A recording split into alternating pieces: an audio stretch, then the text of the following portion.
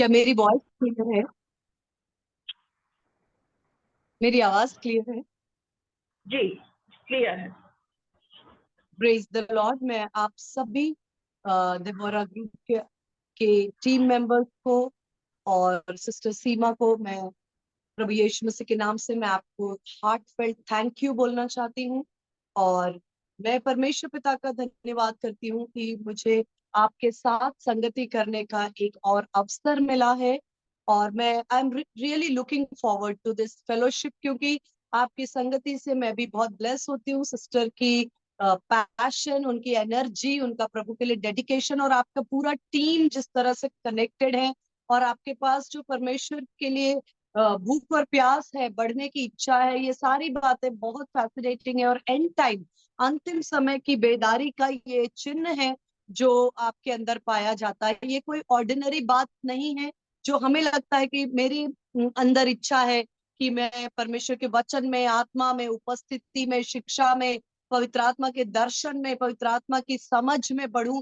ये मेरी इच्छा है, ये ऐसा नहीं है। ये अंतिम बेदारी के अंदर जो परमेश्वर ने चुने हुओं को रखा है, जो कुछ चुने हुए रेमनेंट्स जिनके अंदर ये चिन्ह पाए जाते हैं, जहां पर संसार और दुनिया के लोग और बातों का पीछा करते हैं, उसमें अपना टाइम, एनर्जी और अपना ध्यान लगाते हैं। वहां कुछ लोग हैं जिन्हें परमेश्वर, दाऊद कहता है, कहीं और के 1000 दिन से मुझे तेरी डेवड़ी में बिताया हुआ एक दिन मेरे लिए ज्यादा बहुमूल्य है। ऐसी समझ केवल पवित्र आत्मा से परिपूर्ण और जिनकी मन की आंखों को होली स्पिरिट ने ज्योतिर्मय किया है, वही मिल सकती है कि हमें कहीं और के 1000 दिन से उत्तम है परमेश्वर के भवन, परमेश्वर की उपस्थिति में बिताया हुआ समय। मैं इसलिए प्रभु का धन्यवाद करती हूँ कि हम इस बात को जानकर आनंदित हैं कि परमेश्वर कैसे अलग अलग, जैसे एलिया ने कहा, जब वो निराश हुआ, उसने कहा, हे प्रभु मेरे प्राण ले ले, क्योंकि मैं अकेला ही प्रॉफिट बच गया हूँ।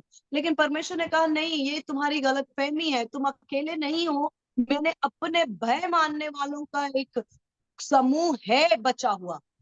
सबके सब बाल के पुजारी नहीं है, सबके सब जजबेल के डर से आराधना नहीं कर रहे, सबके सब पाप में नहीं है, सबके सब आहाब के फॉलोअर्स नहीं है, सबके सब जैसा दिखता है, एक मेजॉरिटी भीड़ हो सकती है, लेकिन मैंने चुने हुओं को अलग कर रखा है।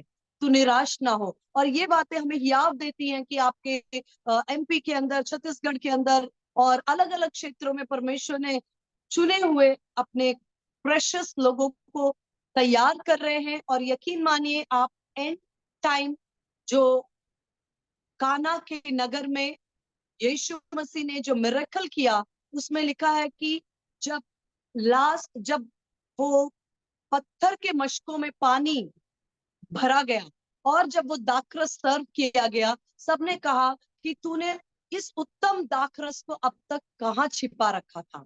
यकीन मानिए कि लोग आपसे पूछने वाले हैं कि आप अब तक कहाँ थे। ये उत्तम दाखरस, ये उत्तम बातें जो आपके जीवन से जीवन की जल की नदियां बनकर बह रही हैं, वो अब तक कहाँ थी। आपको हमने बैनर में, पोस्टर में नहीं देखा, लेकिन जीवित परमेश्वर की उपस्थिति, आप परमेश्वर की जीवित पत्री हैं। आप कहाँ थे? आप वो अंतिम उत्तम दाखरस का एक हिस्सा और भाग है, जिन्हें यीशु मसीह कहते, मुहामुंह भर दो, तैयार हो जाओ। चाहे हम ऑर्डिनरी मटकों के समान दिखते हैं, लेकिन जो दाखरस, जो जीवन आपके अंदर से फॉर्मुलेट होने जा रहा है, वो साधारण नहीं है, वो बेस्ट और उत्तम होने जा रहा है। और हम सब परमेश्वर के इस प्रोसेस के अंदर चल रहे हैं। मैं धन्यवाद देती हूँ इस एक्सहॉर्टेशन के लिए। एक छोटा सा हम छोटी प्रार्थना करेंगे और मैं अपने विषय पर आगे बढ़ना चाहती हूँ। हालेलुया। पिता परमेश्वर, प्रभु यीशु मसीह के सामर्थी नाम से आपके पवित्र चरणों में आती पिता, मैं धन्यवाद करती हूँ क्योंकि आपने हमें सुंदर संगति करने के लिए अवसर दिया। प्रभु जी, हम धन्यवाद करते हैं एक एक बहुमूल्य तेरे बेटे और बेटियों के लिए प्रभु, जिनके लिए परमेश्वर, हालेलुया, आपने परमेश्वर चित्त लगाया। जगत की उत्पत्ति के पहले से इनमें से एक एक को आपने चुन लिया। माँ के गर्भ में पड़ने से पहले से आपने इन पर दृष्टि की, आपने इन्हें चुन लिया, आपने इन्हें अलग किया, आपने ठहराया, आपने धर्मी ठहराया और महिमा भी दी है। मैं धन्यवाद करती पिता, जो भला काम आपने हम में से हर एक के अंदर आरंभ किया वो आप पूरा करेंगे। हमें अनुग्रह करें कि हम आपके आवाज के लिए दिन प्रतिदिन अधिक सेंसिटिव होते चले जाएं और हम उस उत्तम दाखरस में बदलते चले जाएं। प्रभु, हम धन्यवाद करते हैं आपके वचन के लिए। पवित्र आत्मा, आप हमसे बोले, बात करें, हमें बिल्ड करें, हमें लिफ्ट करें, हमें डायरेक्ट करें, हमें परमेश्वर हालेलुया डिलीवर करें, और जो भी हमारे जीवन की आवश्यकता है पवित्र आत्मा आप केटर करें। हर एक इंटरनेट हर बात को आपके हाथों में देते प्रभु। बोलने वाली मैं नहीं, तेरा आत्मा इस समय पूरा कंट्रोल ले, यीशु के नाम से, आमीन। Hallelujah, praise the Lord. आज के मनन के लिए जो भाग मेरे हार्ट में प्लेस किया गया, होली स्पिरिट ने दिया, वो था पावर ऑफ कवनेंट्स, यानी कि वाचाओं की सामर्थ। पावर ऑफ कवनेंट्स यानी कि वाचा में कैसी असीम अद्भुत सामर्थ है। क्योंकि आज जो हम इकट्ठा हुए हैं और संपूर्ण विश्व के अंदर आज एक मॉन्डी थर्सडे करके मनाया जाता है, जिसके अंदर ये विश्वास किया जाता है कि कहीं ना कहीं इस दिन के आसपास यीशु मसीह ने अपने शिष्यों के साथ जो प्रभु भोज की ब्यारी में शामिल हुए और उसका महत्व है, ये सारी बातें कनेक्टेड हैं। लेकिन ये ब्लड कॉवेनेंट, नई वाचा को समझने के लिए हमें पहले इस बात को थोड़ा सा मैं आपके साथ शेयर करना चाहती हूँ, उस टाइम फ्रेम के अंदर रहकर जो मेरे पास है। कॉवेनेंट्स यानी कि वाचाएं, बहुत सिंपल और साधारण शब्दों में कॉवेनेंट या वाचा को हम ऐसे समझ सकते हैं जिसमें कम से कम दो पार्टनर्स हो, मिनिमम टू पार्टनर्स हो, और वो दोनों पार्टनर एक मन एक चित होकर के एक वाचा के अंदर प्रवेश करते हैं। और वो वाचा उन दोनों में से जब तक कोई एक भी जीवित है तब तक वो वाचा किसी भी रीति से खत्म या एनुलेट नहीं हो सकती। ये कोवेनेंट इतनी हल्की बात नहीं है जो आज के समय में जैसे लोग कहते हैं कि हमने प्रॉमिस किया, आ, हम ये काम करेंगे, लेकिन हम अपने प्रॉमिस को नहीं रख सकते। सॉरी, ऐसा नहीं हो सकता। कोवेनेंट एक बहुत ही गंभीर और गहराई के अंदर परमेश्वर ने कोवेनेंट्स के द्वारा, वाचाओं के द्वारा मनुष्य जाति के साथ आरंभ ही से परमेश्वर ने डील किया। और उसका कारण ये था कि कहीं ना कहीं परमेश्वर एक फ्लो, एक प्लान के अंदर हमें लेकर चल रहे थे। वाचाओं के लिए मैंने जैसे कहा, दो, कम से कम दो पार्टनर्स हो। एग्रीमेंट में और कोवेनेंट में एक बहुत मेजर डिफरेंस होता है। आप कह सकते हैं कि सिस्टर ये कुछ एग्रीमेंट जैसा है कि जब तक आप इन बातों की शर्तों को पूरा करेंगे तब तक हम इन शर्तों को पूरा करेंगे। एग्रीमेंट के जैसा हो सकता है, लेकिन एग्रीमेंट और कोवेनेंट में फिर भी बहुत फर्क है। क्योंकि एग्रीमेंट दो अनजाने, दो फॉरेनर्स, दो कहना चाहिए कि ऐसे व्यक्तियों के बीच भी बन सकता है जो एक दूसरे के साथ किसी तरह का पर्सनल रिलेशनशिप में नहीं है। जैसे जब आप कोई मकान खरीदते हैं, आप एक बिल्डर के साथ एग्रीमेंट करते हैं। आप लोन लेते हैं, आप बैंक के साथ एग्रीमेंट करते हैं। आप कोई जॉब में जाते हैं, आप अपने एम्प्लॉयर के साथ एग्रीमेंट यानी कि एग्रीमेंट साइन करते हैं। और इसमें क्या होता है, उनमें से किसी के साथ भी हमारा व्यक्तिगत पर्सनल रिलेशनशिप नहीं होता, वो सिर्फ हमारा उस काम के निमित्त एक शर्तों का मानना होता है। लेकिन कोवेनेंट या वाचा इससे बहुत ही गहरा है। जब भी कभी दो लोग किसी कोवेनेंट या किसी वाचा में प्रवेश करते हैं, उनके अंदर कोई रिश्ता होता है। जैसे मैंने कहा, एग्रीमेंट में मैंने जो उदाहरण लिए वो लिए थे वो लोन का या बिल्डिंग का या जॉब का। लेकिन मैं कोवेनेंट के अंदर जो उदाहरण लेने जा रही हूँ वो है मैरिज का। मैरिज एक बहुत पावरफुल कोवेनेंट है जिसको परमेश्वर ने इंस्टीट्यूट किया, और परमेश्वर ने ही इस वाचा को स्टार्ट किया है। इसके अंदर दो लोग जो हैं वो सिर्फ कुछ सीमित बातों के लिए एक दूसरे के साथ शर्तों पर नहीं आते।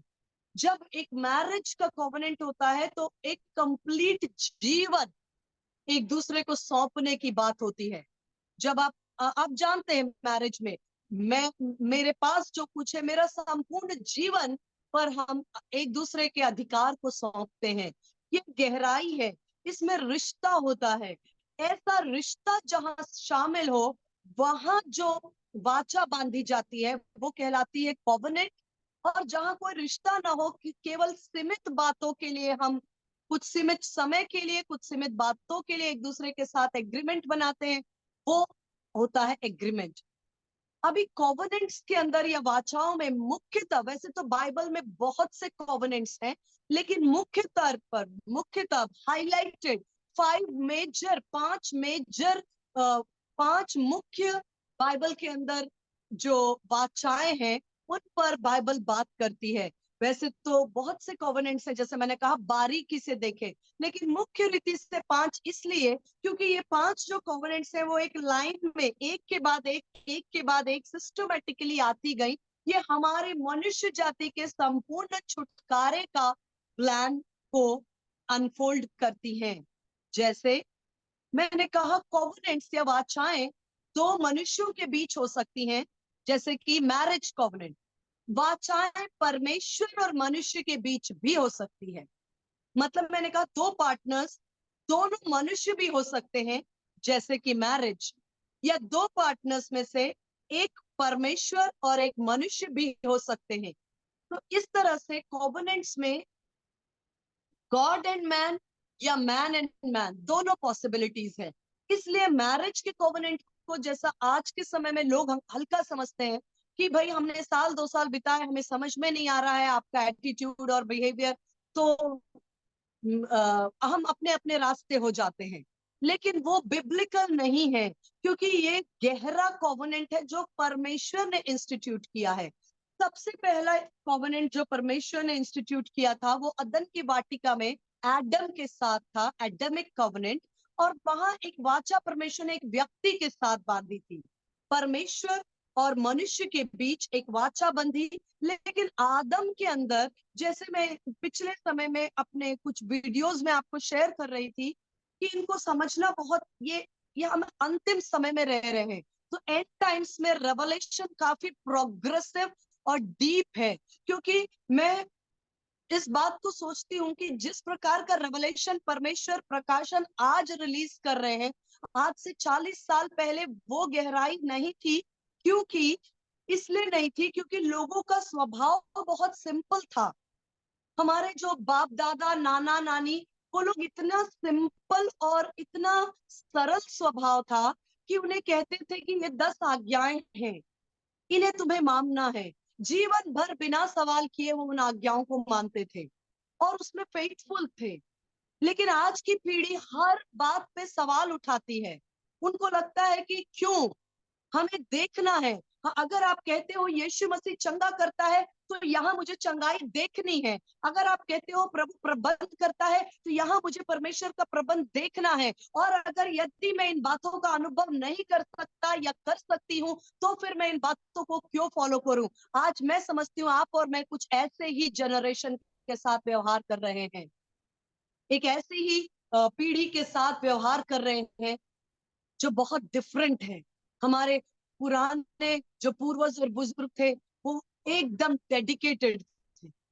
उन्होंने एक वचन के लिए वो अपना जीवन समर्पित कर देते थे। एक परमेश्वर की आवाज के लिए वो मुड़कर नहीं देखते थे। एक बार उन्होंने प्रार्थना शुरू की, जीवन पर्यंत उनकी प्रार्थना चलती थी। एक बार उन्होंने बाइबल स्टडी शुरू की, वो कभी बंद नहीं होती थी। लेकिन आज हमारे लाइफ में, हमारे जनरेशन्स में इतना डिस्ट्रैक्शन, इतना बदलाव, इतना प्रतिदिन हमारे जीवन में सब चीजें उलट पुलट होती हैं।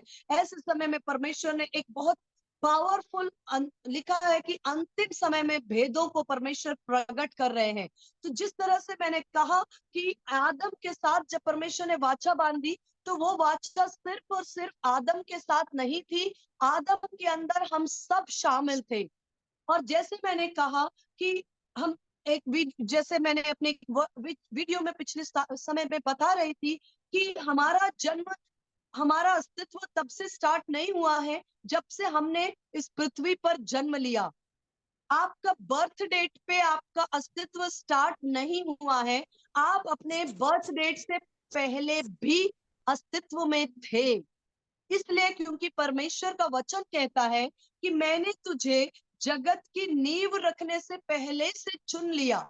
लिखा, और रोमियो 8 अध्याय में लिखा, जिसे उसने पहले से जान लिया, फोर न्यू। पहले से जानने का मतलब हमारा जन्म जो है वो सिर्फ इस पृथ्वी पर आने का शुरुआत है, लेकिन हम आत्मा में उससे पहले से ही अस्तित्व में थे। एक बार अय्यूब की पुस्तक में लिखा है कि जब परमेश्वर ने मनुष्यों के पुत्रों के साथ मीटिंग की, काउंसिल, तब उनके बीच, अय्यूब की पुस्तक में लिखा है पहले अध्याय में, कि जब परमेश्वर ने मनुष्यों के पुत्रों के साथ मीटिंग कर रहे थे, उस समय शैतान भी वहां डोलते हुए पहुंच गया।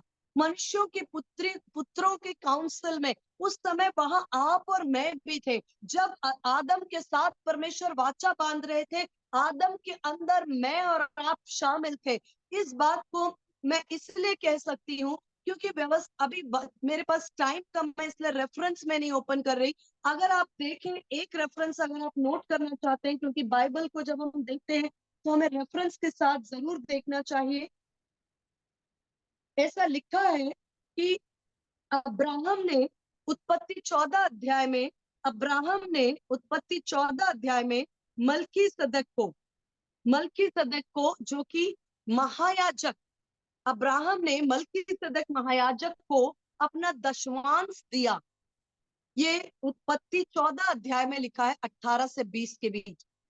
और इब्रानियों की पत्री उसके 7 के अध्याय में, इब्रानियों की पत्री उसके 7वें अध्याय में 9 और 10 में लिखा है कि लेवी जो याजक थे, जो वास्तव में दशमांश लेने के लिए ठहराए गए थे, लेकिन सबसे पहले जो लेवी थे उन्होंने भी दशमांश दिया। कैसे दिया? लिखा है कि अब्राहम के अंदर होकर। इब्रानियों की पत्री 7 अध्याय उसका 9 और 10 वचन में लिखा है, लेवी जो परमेश्वर ने मूसा की व्यवस्था में कहा कि लेवियों को दशमांश लेना उचित है, लेकिन ये लेवी मूसा की व्यवस्था से पहले ही, इन्होंने पहले ही दशमांश दे दिया। कैसे? अब्राहम में होकर। क्योंकि लेवियों का अस्तित्व कैसे आया? इब्राहिम, उसका पुत्र इजहाक, उसके पुत्र इजहाक का के 2 पुत्र याकूब और ईसाव, ठीक है ना? इब्राहिम का बेटा इजहाक, इजहाक का बेटा याकूब और ईसाव। याकूब को परमेश्वर ने चुना। याकूब के 12 पुत्र उत्पन्न हुए, जिसको इजराइल के 12 गोत्र कहते हैं। इन 12 गोत्रों में से ही एक वंश, एक गोत्र था लेवियों का। लेवियों को कहा गया था कि तुम दशमांश ले सकते हो, लेकिन वचन कहता है कि लेवी अपने जन्म से पहले ही वो अपने दादा इब्राहिम में होकर ऑलरेडी मलकीसदक को अपना दशमांश पे कर चुके थे। इसका मतलब लेवियों का अस्तित्व तब स्टार्ट नहीं हुआ जब वो जेकब से उत्पन्न हुए। लेवी तब भी अस्तित्व में थे जब इब्राहिम मलकीसदक की आराधना कर रहे थे। मलकीसदक एक महायाजक, यीशु मसीह मलकीसदक की रीति पर महायाजक है। और जब अब्राहम मलकीसदक को अपना भाग दे रहे थे, उस समय लेवी भी अब्राहम के अंदर से अपना भाग वो दे रहे थे। लेवी तब भी अस्तित्व में थे। इसलिए मैंने कहा कि हमारा जन्म से हमारा अस्तित्व प्रारंभ नहीं हुआ। जब आदम के साथ परमेश्वर ने वाचा बांधी, मैं और आप उस आदम के अंदर शामिल थे। हम भी उस एडमिक कवनेंट, एडेनिक कवनेंट के भागी थे। फिर अगर हम स्पष्ट आए तो हम सब जानते हैं, आदम की आज्ञा न मानने से और सारी बातें हम सब बाइबल को अच्छी तरह जानते हैं। नोआ कवनेंट, नोआ कवनेंट कहते हैं, नूह के साथ परमेश्वर ने एक हाईलाइटेड वाचा बांधी, जिसका एक चिन्ह और प्रतिरूप दिया रेनबो। आज भी जब कभी शावर्स के बाद रेनबो आता है, हम सीधा देखकर कहते हैं कि ये वही चिन्ह है जो परमेश्वर ने नूह के समय बांधी। आप चाहे तो रेफरेंस नोट करें, मैं इस समय रेफरेंसेस ज्यादा ओपन नहीं कर रही हूँ, क्योंकि मैंने जो टॉपिक लिया है वो थोड़ा सा गहरा है और डिटेल है। तो आप नोट कर सकते हैं। मैं वचन आपके लिए बोल रही हूँ, लेकिन आप क्रॉस वेरीफाई करने के लिए नोट कर सकते हैं।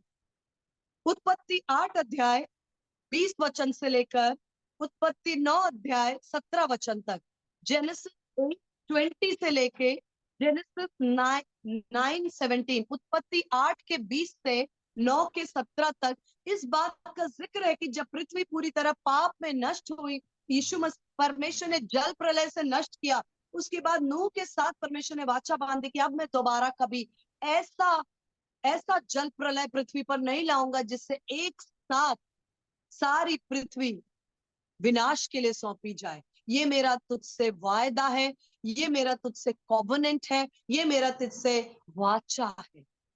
इसलिए आप देखिए नूह के बाद आज तक परमेश्वर वायदों का परमेश्वर है, वाचाओं का परमेश्वर है। हम पीढ़ी से पीढ़ी बदल गए, नूह की संतान बदली, उनका स्वभाव बदला, इज़राइल की प्रजा बदली, उनका स्वभाव बदला, उनका व्यवहार बदला, हमारे सब कुछ बदलता है, लेकिन परमेश्वर की वाचा अटल है। आज भी जल प्रलय तो आता है, लेकिन कोई एक छोटे भाग पर संपूर्ण पृथ्वी को नष्ट करे, ऐसा जल प्रलय हमने कभी भी न देखा, न सुना और न देखेंगे, न सुनेंगे, क्योंकि परमेश्वर वाचाओं का परमेश्वर है।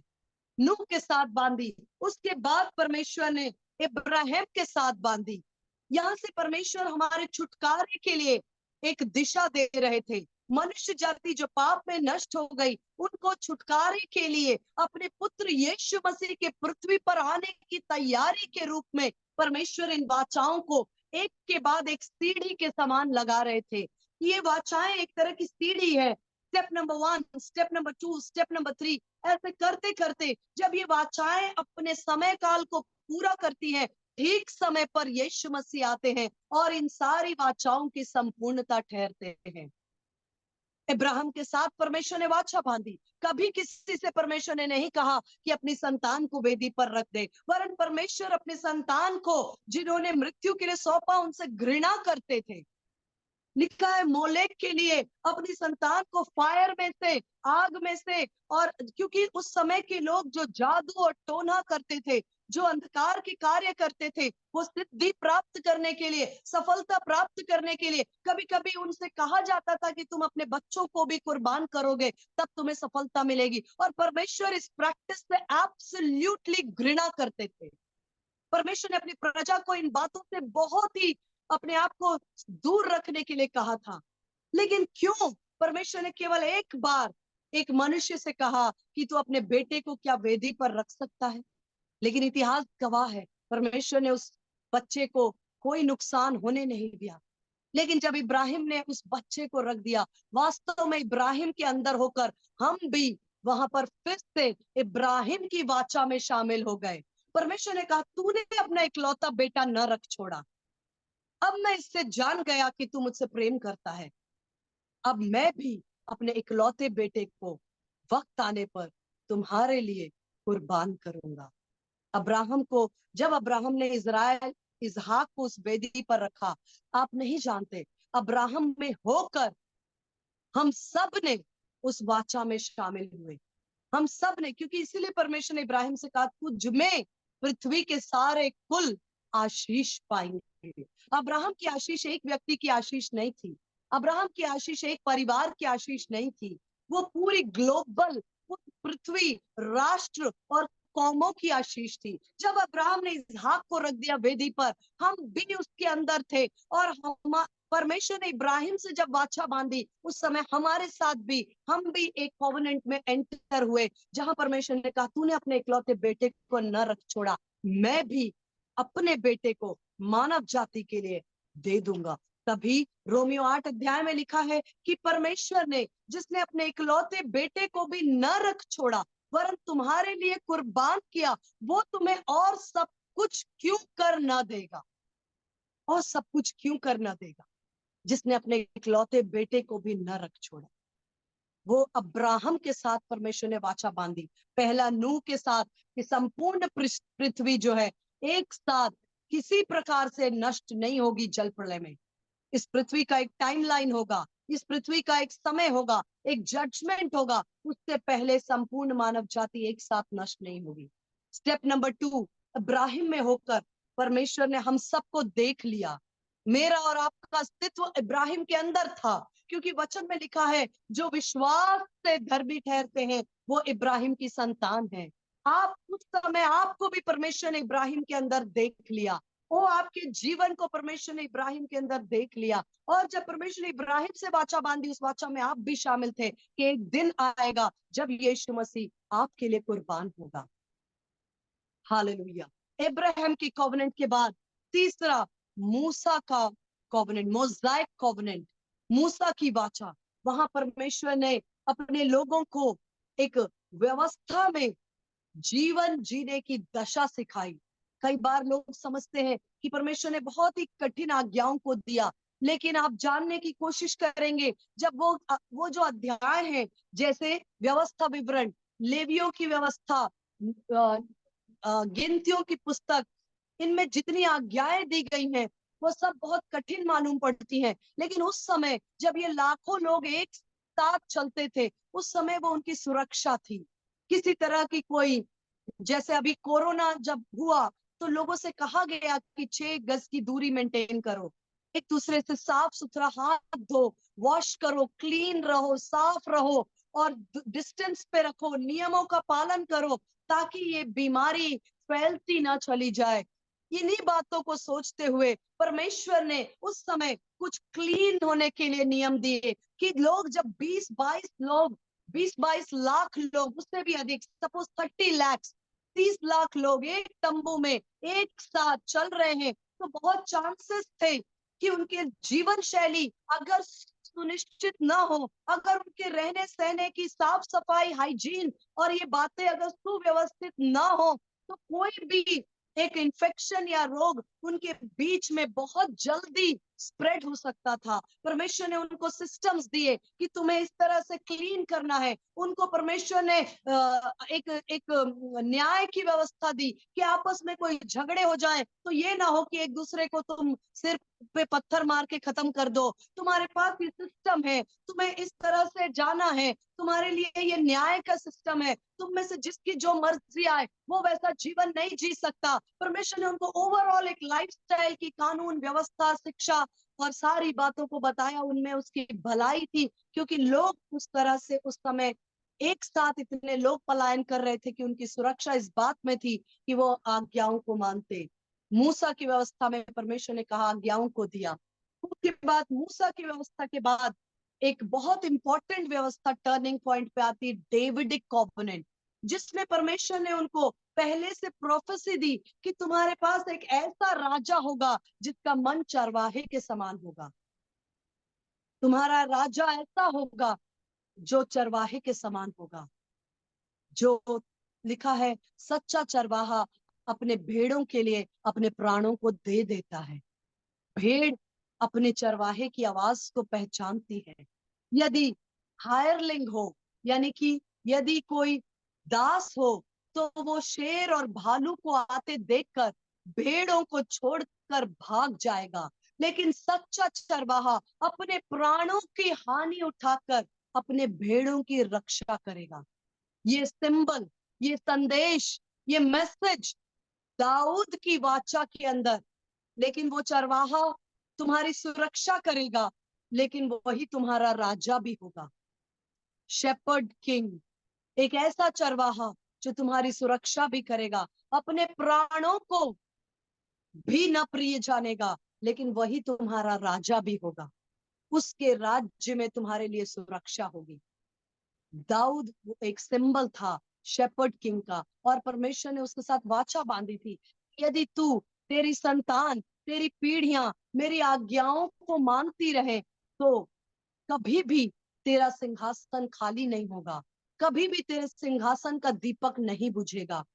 परमेश्वर ने उससे वायदा किया कि मसीह तेरे ही गोत्र से आएगा। परमेश्वर ने उससे वायदा किया, तेरे वंश में से मैं उद्धारकर्ता को दूंगा। इस तरह से परमेश्वर समय के अनुसार एक एक वाचाओं को एक एक सीढ़ी के समान, सबसे पहले नूह की वाचा, उसके बाद परमेश्वर ने नूह के बाद इब्राहिम की वाचा, फिर मूसा, उसके बाद डेविड, और उसके बाद अंतिम वाचा जो यीशु मसीह ने कहा। मैं ये आपके लिए पढ़ना चाहती हूँ, मत्ती 26 अध्याय और उसका 28 वचन। मत्ती 26 अध्याय उसका 28 वचन।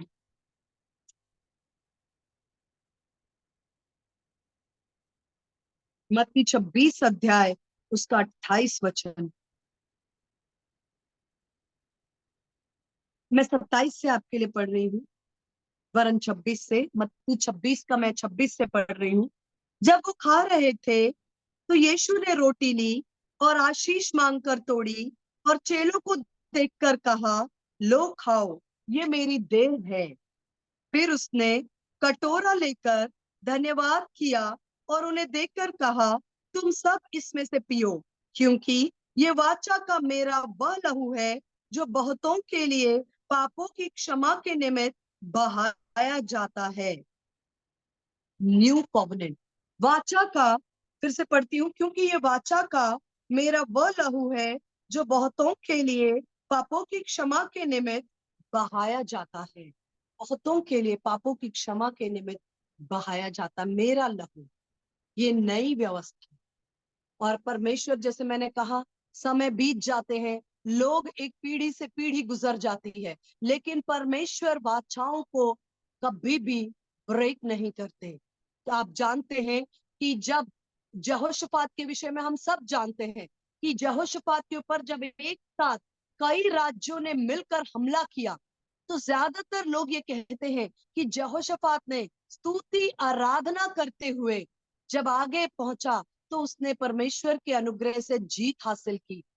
हम सब जानते हैं, ये इतिहास की पुस्तक 20 अध्याय में है, हम अभी नहीं ओपन कर रहे हैं। आप जानते हैं कि एक यहोशापात नाम का राजा हुआ, जिसके ऊपर एक साथ कई राजाओं ने मिलकर चढ़ाई की। उसने परमेश्वर को पुकारा, कहा कि मैं क्या करूं, मैं निर्बल हूं, मेरी सेना इतनी छोटी है। और लिखा है कि तब परमेश्वर ने उसे आश्वासन दिया, और लिखा है कि परमेश्वर ने उसे कहा कि तू गीत गाने वाले, आराधना करने वालों को भेज। और वो लोग सच में तोप और तलवार और बंदूक न लेकर आराधना, स्तुति, प्रशंसा करते हुए आगे बढ़ते गए। और बढ़ते हुए जब वो स्पॉट पर पहुंचे, युद्ध मैदान में, तो उन्होंने देखा उनके शत्रु पहले ही खत्म हो चुके थे।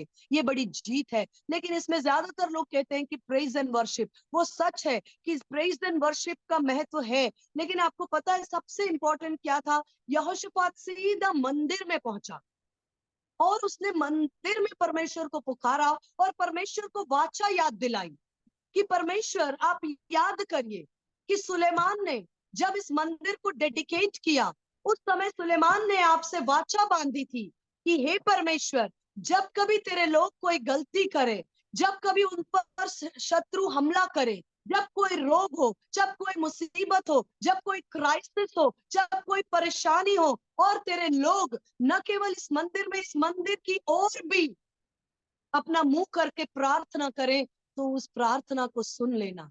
ये सुलेमान ने मंदिर को डेडिकेट करते वक्त परमेश्वर के साथ वाचा बांधी थी, और परमेश्वर ने अपनी गहरी सामर्थ्य उपस्थिति सुलेमान के टाइम पर उस मंदिर में देकर इस वाचा को सील किया, पक्का किया। सुलेमान ने परमेश्वर से पहले ही कह दिया कि हो सकता है तेरी प्रजा गलती करे, हो सकता है हमसे कोई गलती हो, कोई भी बात हो, हम पर दुख आए, शत्रु चढ़ावा करे, हमारे जीवन में कोई भी बात हो, यदि हम में से कोई भी इस मंदिर की ओर अपने हाथ उठाए, इस मंदिर की ओर अपनी आंखों को उठाए और तुझे पुकारे, चाहे हम कितने भी दूर हो, हजारों किलोमीटर दूर हो, लेकिन यदि हमने इस मंदिर की दिशा में भी अपनी आवाज उठाकर प्रार्थना की, परमेश्वर आप जरूर उत्तर देना और हमें उस दुख से छुड़ा लेना। और परमेश्वर ने सुलेमान के इस वाचा के साथ अपने आप को एक किया। इसलिए जब यहोशापात के जीवन में ये तकलीफ आई, जब यहोशापात पर एक साथ इतनी बड़ी सेना ने चढ़ाई की, तब उसने क्या किया? उसी मंदिर में जाकर परमेश्वर को वाचा याद दिलाई। परमेश्वर, आप याद करिए, आपने वायदा किया है कि जब कभी हम इस मंदिर में आपको पुकारेंगे, आप हमें छुटकारा देंगे। ये बात कॉवेनेंट की थी, ये बात वाचा की थी। लोग बदल जाते हैं, पीढ़ी से पीढ़ी सुलेमान गुजर गया, बहुत से लोग गुजर गए, और लेकिन यहोशापात हजारों वर्षों, 100 वर्ष पहले, कितने वर्ष पहले की बात को लेकर जब खड़ा हुआ, कहा परमेश्वर आपने कुछ वर्ष पहले वायदा और हमसे वाचा बांधी है, परमेश्वर तुरंत उस वाचे के अकॉर्डिंग अपने कार्य को पूरा करता है। समय वाचाओं को नहीं ब्रेक करता, लोगों का मृत्यु भी वाचा को ब्रेक नहीं करता। क्यों? क्योंकि परमेश्वर ने जो वाचा बांधी थी, वो वाचा परमेश्वर ने अपने लोगों के साथ एक स्पिरिट में बांधी थी, वो शरीर में मृत थे लेकिन आत्मा में वो एक होते जाते थे। जैसे मैंने कहा इब्राहिम मर गया लेकिन इब्राहिम के अंदर हम सब जीवित थे। हम सबके साथ पीढ़ी दर पीढ़ी वो वाचा परमेश्वर विश्वास के साथ जब अंतिम समय आया, यीशु मसीह इन सारी वाचाओं की संपूर्णता बनकर खड़ा हुआ। उसने इस साथ उसने कहा आदम, पहला आदम तो मर गया लेकिन दूसरा आदम जीवन देने वाला प्राणी है। पहला आदम जीवित प्राणी, दूसरा आदम जीवित जीवित आत्मा है। उसने आदम की वाचा को, उसने अब्राहम की वाचा को, नूह की वाचा को, दाऊद के चरवाहा और राजा होने की वाचा, सारी वाचाओं को अपने अंदर समा लिया और सारी वाचाओं की संपूर्णता बनकर खड़ा हुआ। उसने कहा जब नई वाचा आती है तो पुरानी जाती रही, क्योंकि पुरानी सारी वाचाएं तोड़ी नहीं गई हैं वरन मेरे अंदर संपूर्ण हो गई, मेरे अंदर सिद्ध हो गई। अब यीशु मसीह ने एक नई वाचा लिखा है। मैंने जैसे आपके साथ पढ़ा मत्ती 26 का 28, क्योंकि क्योंकि यह वाचा का मेरा वो लहू है जो बहुतों के लिए पापों की क्षमा के निमित्त बहाया जाता है। न्यू कवनेंट, वाचा का वो लहू, यही सेम वचन लूका 22 अध्याय में भी लिखा है कि वाचा का वो लहू है जो बहुतों के लिए, तुम्हारे लिए बहाया जाता है। आप याद रखें मेरे प्रियो, लास्ट टाइम भी मुझे लगता है कि कहीं ना कहीं ईस्टर वीक में मैं आपके साथ संगति कर रही थी और उस टाइम पर एक वचन मैंने बोला था कि जो प्राणी होता है उसके लहू में उसके प्राण होते हैं। इस तरह से यीशु मसीह के लहू में यीशु मसीह का प्राण है, परमेश्वर के प्राण यीशु मसीह के लहू में है। और जब वो लहू बहाया गया तो वो मेरे और आपके निमित्त बहाया गया। और हाबिल का लहू जब बात करता है तो यीशु का लहू उससे भी उत्तम बातें कहता है। और चाहे वर्षों बीत गए, 2000 वर्ष बीत गए, लेकिन ये नई वाचा कभी भी ब्रेक नहीं हो सकती, ये मिट नहीं सकती, ये कभी भी खत्म नहीं हो सकती। ये आज भी जीवित है, ये आज भी यीशु का लहू पुकारता है कि ये मेरी बेटे है, ये मेरी बेटी है। यीशु के लहू की पुकार में हमारे सारे अधर्म धुल जाते हैं, हमारे सारे पाप धुल जाते हैं। हमें वो नई वाचा में एक नया वस्त्र पहनाता है, वो अपने लहू से हमें धोकर शुद्ध और पवित्र करता है। लिखा है कि यदि तुम अपराधों को मान लो तो उसके पुत्र यीशु का लहू तुम्हें सब पापों से धोकर शुद्ध करेगा। अगर हम में से कोई ऐसा है आज की शाम जिसे हालेलुया मन फिराने की आवश्यकता है, जिसे कहने की जरूरत है हाँ प्रभु तूने मुझे चुना, तूने मुझसे प्रेम किया, तूने मुझे अपनी ओर लिया, लेकिन मैं जीवन में भटक गई, एक भटकी हुई भेड़ के समान मैं भ्रमित हुई, मैंने अपना मार्ग लिया, मैंने अपना जीवन को अपने ढंग से समझा, मुझसे गलती हुई। आज यीशु की बाहें आपके लिए खुली हैं।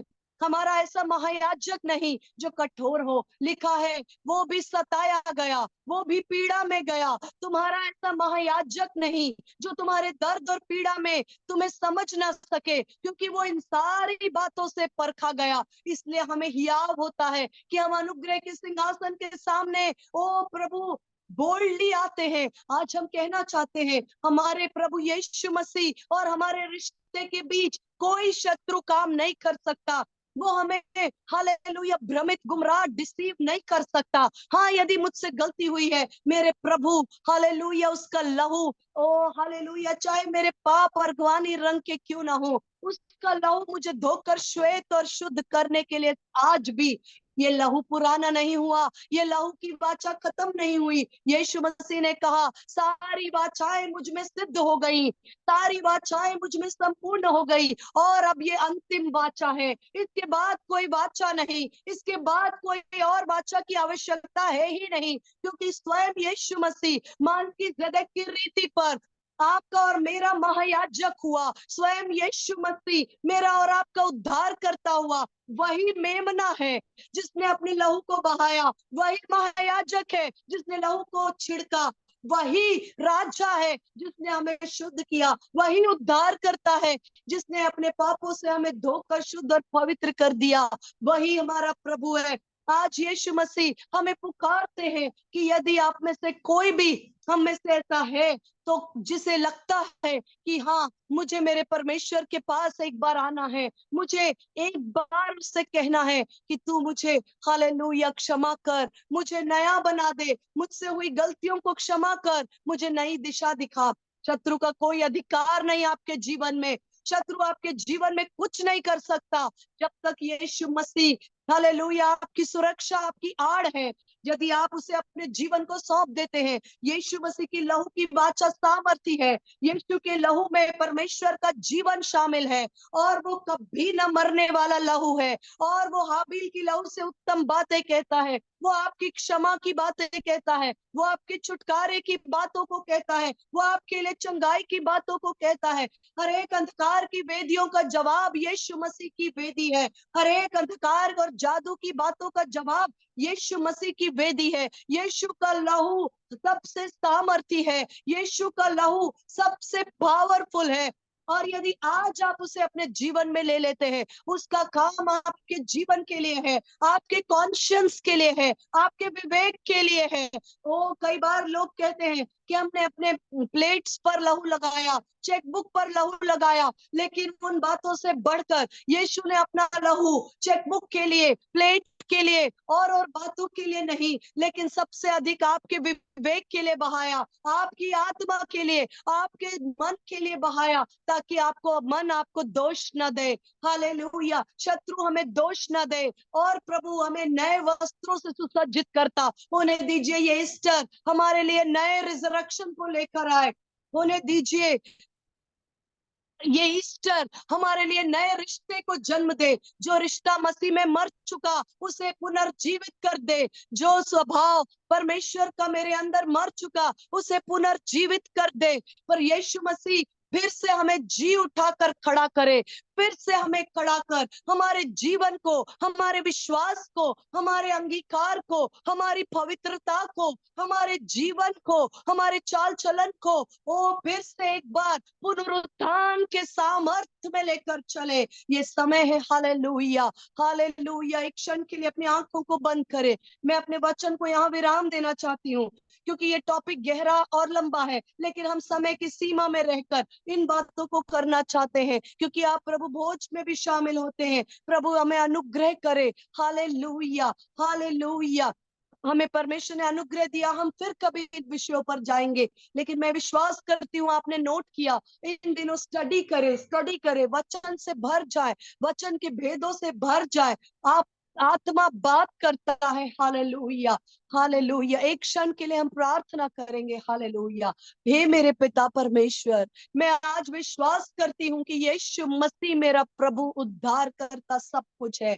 वही मेरा महायाजक है, वही मेरा राजा है, वही मेरा उद्धार करता है। ओ वही वायदा है, वही वाचा है, वही वेदी है, वही सब कुछ है। उसमें सब कुछ संपूर्ण हो गया मुझ में। हालेलुया। मुझे किसी बात की घटी नहीं, वो मुझे हरी चराइयों में चराता, मेरे रोग अपराधों को ढांप देता, मुझे नया जन्म नया जीवन देता। ओ मैं उसके बेटे और बेटी होने का अधिकार लेती। यीशु के लहू से मैंने नया जन्म पाया। यीशु के लहू की जय। हर रोग बीमारी हालेलुया नष्ट हो गई। हर एक श्राप पूर्वजों का पीढ़ी से पीढ़ी का नष्ट हुआ। हर एक हालेलुया जादू और टोने के बंधन यीशु के नाम से नष्ट हुए। यीशु के लहू की सामत से हर एक मेंटल ब्लॉकेज ब्रेक हुआ। हर एक माइंड कैप्चरिंग स्पिरिट्स यीशु के लहू के वसीले से हम ब्रेक करते चेन्स को। हर एक मन को उलझाने वाली, आंखों को अंधा करने वाली तमाम चेन्स के विरोध में यीशु के लहू के झंडे को उठाते, यीशु के लहू के झंडे को उठाते, यीशु के लहू के झंडे को उठाते। यीशु के लहू से हर एक मन, दिल, दिमाग, सोच, विचार जो कैप्टिविटी में है, जो बंधन में है, जो किसी तरह से हालेलुया निर्बुद्धि मन अंधेरा हो गया, तो समाचार पर पड़ा पर्दा यीशु के लहू के वसीले से हम ब्रेक करते हैं। एक छुटकारे को बोलते हैं, शरीर में छुटकारा, मन विचारों में छुटकारा, परिस्थितियों में छुटकारा, हमारी ब्लेसिंग्स यदि किसी ने ब्लॉक की है, आज हम उन्हें रिलीज करते यीशु के नाम से, रिलीज करते। हालेलुया। हमारी ब्लेसिंग्स डीले की आत्मा को ब्रेक करते हैं और अपनी ब्लेसिंग्स को यीशु के लहू की वाचा में खड़े होकर, ये जानते हुए कि मैं यीशु के लहू की वाचा से खरीदी गई अब्दी वाचा, कभी ना खत्म होने वाली वाचा का हिस्सा हूं, उन ब्लेसिंग्स को रिक्लेम करते हैं। हर एक बात जो शत्रु ने चुरा ली 7 गुना लौटाने के लिए कमांड करते हैं। जो वर्ष टिड्डियों ने खा लिए, जो वर्ष टिड्डियों ने खा लिए, ओ उन वर्षों को परमेश्वर रिस्टोर करते हैं। हालेलुया। नए दाखरस अन्न मधु से परमेश्वर परिपूर्ण करते हैं। प्रभु आपकी सहायता हम में से हर एक को मिले, ये वचन हमारे अंदर गहराई से उतरने पाए, यीशु के नाम से।